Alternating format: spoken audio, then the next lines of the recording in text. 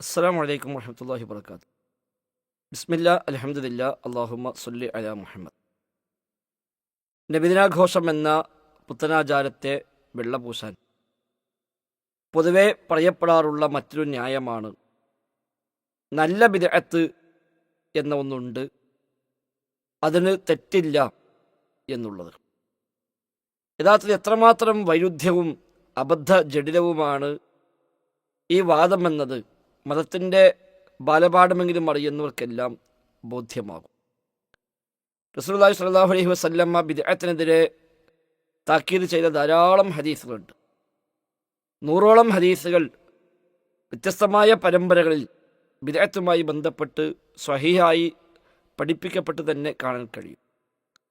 അതിൽ പ്രവാചകർ ഏറ്റവും അധികം തവണ ആവർത്തിച്ചു പറഞ്ഞ, ഒരുപക്ഷെ 1000 പ്രാവശ്യമെങ്കിലും അവിടുന്ന് പറഞ്ഞ ഒരു ഹദീസാണ് വകുല്ലു ബിദ്അത്തിൻ ളലാല എന്ന ഭാഗം ഉൾക്കൊള്ളുന്ന വചനം.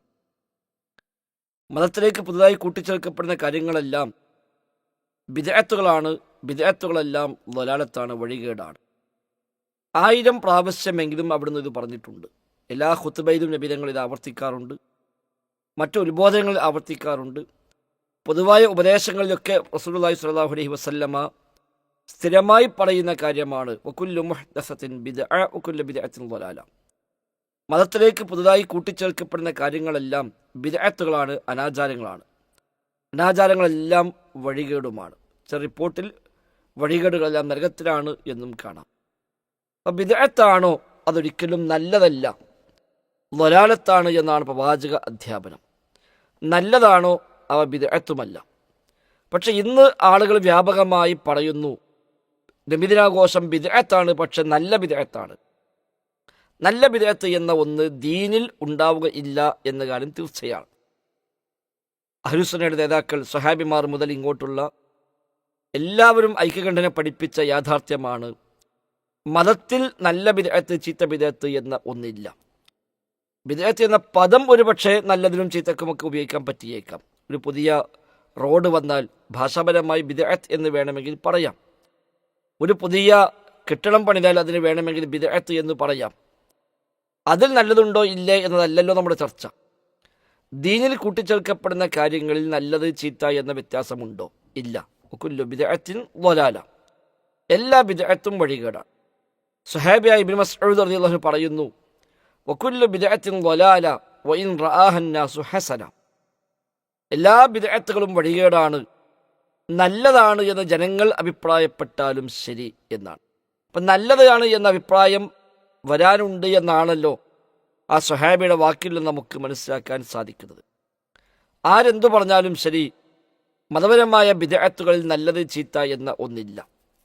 നല്ല ബിദ്അത്ത് എന്ന ന്യായം പറഞ്ഞുകൊണ്ടാണ് ഇന്ന് എല്ലാ അനാചാരങ്ങളെയും മതത്തിലേക്ക് കൂട്ടിച്ചേർക്കാൻ ശ്രമിക്കുന്നത്. പുതിയ ദിക്റുകൾ, പുതിയ നിസ്കാരങ്ങൾ, പുതിയ നോമ്പുകൾ, പുതിയ പ്രാർത്ഥനകൾ, പുതിയ പുതിയ ഖുർആൻ പാരായണങ്ങൾ, ഇവയെല്ലാം കൊണ്ടുവരുമ്പോൾ പറയുന്ന ന്യായമാണ് നല്ല ബിദ്അത്താണ് എന്നത്. നബിദിനാഘോഷത്തിലും ഈ ന്യായം വ്യാപകമായി ചില ഉസ്താദുമാർ പറയുന്നുണ്ട്.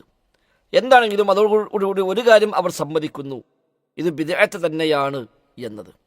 എങ്കിൽ നല്ലതെന്നോ ചീത്തയെന്നോ വേർതിരിവില്ലാതെ ബിദ്അത്താണോ എനിക്ക് വേണ്ട എന്നല്ലേ ഒരു വിശ്വാസി തീരുമാനിക്കേണ്ടത്? നബിയുടെ സ്വഹാബിമാർ എന്തെങ്കിലും ഒരു ബിദ്അത്ത് അംഗീകരിച്ചതായി നമുക്ക് കാണാൻ സാധിക്കുന്നുണ്ടോ? അഹ്ലുസുന്നയുടെ പണ്ഡിതന്മാർ ആരെങ്കിലും ഏതെങ്കിലും ബിദ്അത്തിനെ അംഗീകരിച്ചതായി കാണാൻ സാധിക്കുന്നുണ്ടോ? ഒരിക്കലുമില്ല. അതുകൊണ്ട് തന്നെ ആ ന്യായമല്ല എന്ന് നാം തിരിച്ചറിയുക. ബിദ്അത്താണോ? നല്ലതല്ല. നല്ലതാണോ? ബിദ്അത്തുമല്ല. അതുകൊണ്ട് നല്ല ബിദ്അത്ത് എന്ന ന്യായം ഇസ്ലാമിലില്ലാത്തതിനെ ഇസ്ലാമിലേക്ക് കൂട്ടിച്ചേർക്കാൻ വേണ്ടി ആരോ കണ്ടെത്തിയ കുതന്ത്രങ്ങളാണ് എന്ന് തിരിച്ചറിഞ്ഞ് എല്ലാ ബിദ്അത്തിനെയും ഒഴിവാക്കുവാൻ, വർജിക്കുവാൻ നാം തയ്യാറാവുക. അല്ലാഹു തആല തൗഫീഖ് പ്രദാനം ചെയ്യുമാറാവട്ടെ. ആമീൻ. അസ്സലാമു അലൈക്കും വറഹ്മത്തുള്ളാഹി വബറകാതുഹു.